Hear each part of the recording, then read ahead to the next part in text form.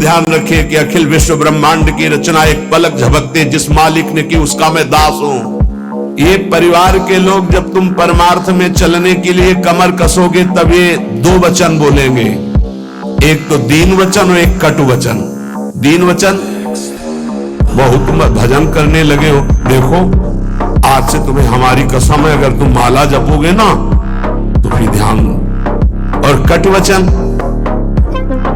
आज से अगर भजन किया ना हम आत्महत्या कर लेंगे। हाँ, कभी ये शराब पीने गया तुमने मना किया, कभी व्यभिचार करने गया कहा कि आज से अगर कभी व्यभिचार करोगे तो फांसी लगा लेंगे, कभी नहीं। माला लेकर अगर सत्संग सुनना शुरू किया, भजन शुरू किया तो तुम परिवार हो उनके। तुम्हारे जैसा दुश्मन और कौन हो सकता है संसार में। अब ये संसार में डूबने का अवसर नहीं है, निकलो। बिल्कुल सत्य बात सुन, संसार से निकलने के लिए नहीं कि घर छोड़कर बाबा जी बन जाओ। बाबा जी बनने से परम पद थोड़ी मिल जाता है। राई के संभजन को मानत मेरु समान, एक राई छोटा दाना होता है, इतने भजन को सुमेर पर्वत के समान मानती हमारी लाडली जू। और समुद्र के समान अपराध बन जाए तो मानती ही नहीं कि अपराध हुआ, इसीलिए हम कह रहे राधा राधा बोले। महारानी की करुणा के आगे कोई सिद्धांत नहीं चलता। महारानी आज्ञा कर देंगे तो महाराज दस्तखत किए ही बैठे हैं, पक्का समझ लो।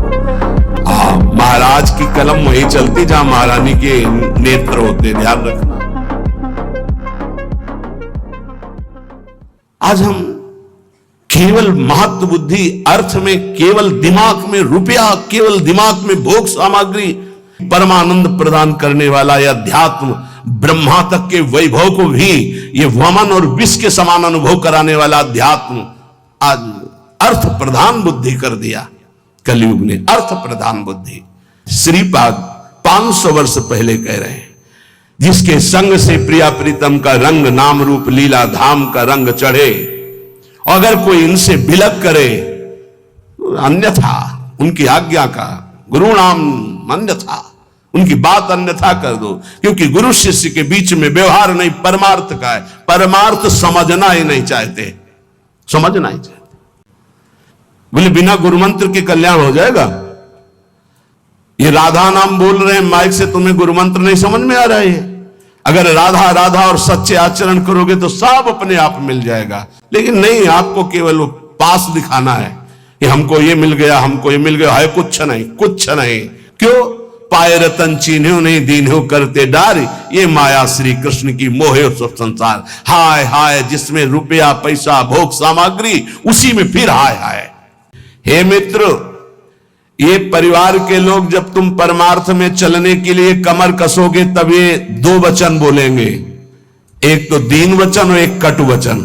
दीन वचन, बहुत भजन करने लगे हो, देखो आज से तुम्हें हमारी कसम है, अगर तुम माला जपोगे ना तो फिर ध्यान दीजिए, हम आपके बिना जी नहीं सकते। दीन वचन, ऐसे प्रियता के वचन, भगवत मार्ग में मत। और कट वचन, आज से अगर भजन किया ना हम आत्महत्या कर लेंगे। ऐसे हमारे सामने उपस्थित हुए हैं जन, जिनको परिवार के जनों ने ऐसा। हाँ, कभी ये शराब पीने गया तुमने मना किया, कभी व्यभिचार करने गया कहा कि आज से अगर कभी व्यभिचार करोगे तो फांसी लगा लेंगे, कभी नहीं।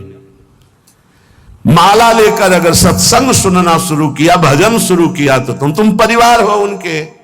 तुम्हारे जैसा दुश्मन और कौन हो सकता है संसार में। द्रवित मत हो जाना इनके वचनों में और भयभीत मत हो जाना इनके वचनों में, कुछ नहीं होता। ये मायाकृत केवल बातें हैं, फिर सब वैसे ही राग रंग में मगन रहते हैं। तुम कभी द्रवित मत हो ऐसे मोह वचन सुन करके, क्योंकि तुम आए हो केवल अपना काम बनाने के लिए। तुम्हारा यहां कोई नहीं, जाओगे तब तुम्हें पता चलेगा, तुम्हारे साथ कोई नहीं जाएगा। इन शरीरों से प्रेम मत करो, शरीरों में बैठे हुए गोविंद से प्रेम करो। गोविंद को नहीं जानते हो तो जानने की कोशिश करो। शरीरों को तुम जान नहीं पाए, कब कैसे कहां नष्ट हो जाएंगे कोई भरोसा नहीं इनका। जिनको तुम प्रिय पुत्र मानते हो, पति मानते हो, पत्नी मानते हो, वो गोविंद ही अंदर बैठा हुआ है और वो अंतर ध्यान हो जाएगा तो तुम इन शरीरों को आग लगा दोगे। तुम इन शरीरों को प्यार करते हो पर प्यार करते हुए भी नहीं करते। तुम उस अव्यक्त परमात्मा को प्यार करते हो जो सबके हृदय में बैठा है, पर उसे जानते नहीं हो, उसे मानते नहीं हो, इसलिए दुर्गति को प्राप्त हो रहे हो। अब ये संसार में डूबने का अवसर नहीं है, निकलो। बिल्कुल सत्य बात सुन। संसार से निकलने के लिए नहीं कि घर छोड़कर बाबा जी बन जाओ। बाबा जी बनने से परम पद थोड़ी मिल जाता है। भजन करने से, वैराग्य से। बाबा की कोई साधारण समझ में, जिसको देखो संत बनना कोई खेल समझ रहे हो? इन पूछो न बच्चों से, जो नौजवान बच्चे हैं कि ऐसे जैसे आग में रख दिया जाए ऐसे जलते हैं। तुम क्या जानो, क्योंकि उसी मार्ग में चले तो हमें पता है। ये अवस्था 18, 20, 22, 24, 30 ये आग की अवस्था है। इस आग में ब्रह्मचर्य रह रहे हैं, इस संयम से रह रहे हैं, कोई मनोरंजन नहीं, किसी से मिलना जुलना नहीं। प्रणाम है, भगवान की बड़ी कृपा है इनके ऊपर, जो ये अपने धर्म में टिके हुए लक्ष्मण रेखा के अंतर्गत जीवन को समर्पित किए हुए। अब कुछ बने न बने, पक्का विश्वास करो, वृंदावन में बैठे हो बस ऐसे ही रेखा के अंदर रहना, और श्री जी ना मिल जाए तो मुझे बताना कि हम तुम्हें वही मिलेंगे।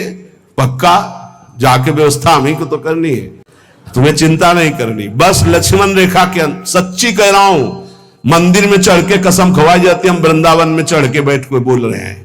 अगर लक्ष्मण रेखा के अंदर रहे, गुरु आज्ञा के अंतर्गत, तो तुम गिरो चाहे खड़े हो, इससे हमें मतलब नहीं है। रहना लेखा के अंदर, यहां ये नहीं कि गिर गए तो नहीं। अवगुण करे समुद्र सम गणत न अपनो जान, राई के सम भजन को मानत मेरु समान। ऐसी लाडली के शरणागत है। माँ ये नहीं देखती कि बालक सोच लपेटे है, माँ देखती सिर्फ बालक है मेरा, दूसरे देखते सोच लपेटे। ऐसे ही इष्ट और गुरु का अनंत माताओं जैसा दुलार होता है। बस आप उनकी आज्ञा पर बने रहना। राई के संभजन को मानत मेरु समान। एक राई छोटा दाना होता है, इतने भजन को सुमेर पर्वत के समान मानती हमारी लाडली जू, और समुद्र के समान अपराध बन जाए तो मानती ही नहीं कि अपराध हुआ। इसीलिए हम कह रहे राधा राधा बोलो। महारानी की करुणा के आगे कोई सिद्धांत नहीं चलता। महारानी आज्ञा कर देंगे तो महाराज दस्तखत किए ही बैठे हैं, पक्का समझ लो। महाराज की कलम वही चलती जहां महारानी के नेत्र होते, ध्यान रखना। महारानी के कृपा नेत्र है तो अनुल्लिख्यानंतान तद अपराधान मधुपति, क्योंकि अनंत ब्रह्मांडों के जज आप ही हैं। यमराज का हिसाब भी आप ही करते हैं, आपसे बढ़कर कोई नहीं। और आप हमारी प्यारी जो के बिना मोल के बिके हुए, बिना मोल के बिके हुए हमारे श्री लालजू महाराज लाडली जू के प्रेम में। बहुत महिमामयी बात। ए भाई, मेरी बात को बहुत ध्यान से सुनना। श्रीपाद कह रहे भजन को इससे नहीं तोला जाता कि करोड़पति बन गए तो भजन का लाभ बहुत मिल गया, या भजन शुरू किया तो तुम दरिद्र हो गए। बोले देखो भजन फला नहीं, जिस दिन से वृंदावन गए सत्संग सुना उसी दिन से सब चौपट हो गया। दोनों बातें समझना। हो सकता है जिस दिन से भजन शुरू करो उस दिन से शुरू हो जाए तुम्हारा पाप का संयोग जो पूर्व जमा हुआ है, क्योंकि नष्ट होकर अब तुम्हें भगवत प्राप्ति करानी है। शरीर का रोगों से ग्रसित हो जाना या कोई विपत्ति आ जाना ये हमारे पूर्व अपराध का है, पूर्व पाप का है। तो साधक को बहुत विवेकवान रहना चाहिए, नहीं तो अब हमारा शरीर अस्वस्थ और बुद्धि अस्वस्थ। यही मूर्खता नहीं, शरीर अस्वस्थ और बुद्धि स्वस्थ है तो हम परमानंद में मगन ठिंगे पे रखा है। हमारी बात को समझना। हमारी बुद्धि भगवदाकार है तो पूरे शरीर में कीड़ा पड़े हो, गलता लगाओ तो कुछ फर्क नहीं है। और बुद्धि विषयाकार है तो चाहे एसी में बैठे हो जलोगे, देखा है। इन समस्याओं का समाधान करने के लिए ही अध्यात्म है, रुपया नहीं है, पद नहीं है। समस्त समस्याओं का समाधान अध्यात्म से होता है, विवेक से होता है। हमारे कदम नहीं रुकेंगे चाहे हमें ऐसी परिस्थिति दे दी जाए कि भोजन के लिए भी तरसने लगे, और चाहे परम भी भवे। ऐसा होता है, ये ना सोचे दोनों बातें होती हैं। एक है चक्रवर्ती सम्राट अम्बरीश जी महाभागवत, और दूसरे चीदर चिदरानी जी महाभागवत। उनके घर में दरवाजे और खिड़की भी नहीं रह गई थी। क्यों? संत आते तो खिड़की बेचे आए, 4 मुट्ठी चावल उबाल कर उनको पवा दिए, दरवाजा बेचे। मिट्टी का पात्र था जिसमें रसोई अमनिया करते थे, कुछ नहीं रह गया था जो बेचा जा सके। एक वस्त्र शरीर में था। अम्बरीश जी चक्रवर्ती सम्राट परम विभवे। ये भक्तों में दोनों स्थितियां पाई जाती हैं, इन स्थितियों से भक्ति का कोई संबंध नहीं। ये पूर्ण पुण्य का संयोग बनता है तो वैभव संपन्न है। एक अकिंचन भाव से रह रहा है, नहीं है उसके पास, तो भक्ति से तुलना नहीं की जा सकती। इसकी भक्ति कमजोर है, इसके पास वैभव नहीं, उसकी भक्ति बहुत जोर है क्योंकि उसके पास वैभव नहीं। भक्ति से इसकी तुलना ना की जाए कि उनकी भक्ति जोर की है, खूब सुख संपन्न है, और उनकी भक्ति रंग नहीं ला रहे, देखो खाने पीने की भी व्यवस्था नहीं। भक्ति का रंग अलग होता है। देखो चीदर चिदरानी जी और देखो अम्बरीश जी, दोनों महाभागवत, एक चक्रवर्ती सम्राट और एक खाने को भी नहीं, दोनों महाभागवत। ऐसे ही आप जब भक्ति के मार्ग में उतरे तो महारंकत्व हो सकता है, ऐसी परिस्थिति आ सकती है, हिम्मत मत हारिए। ये जरूर ध्यान रखें कि अखिल विश्व ब्रह्मांड की रचना एक पलक झपकते जिस मालिक ने की उसका मैं दास हूं।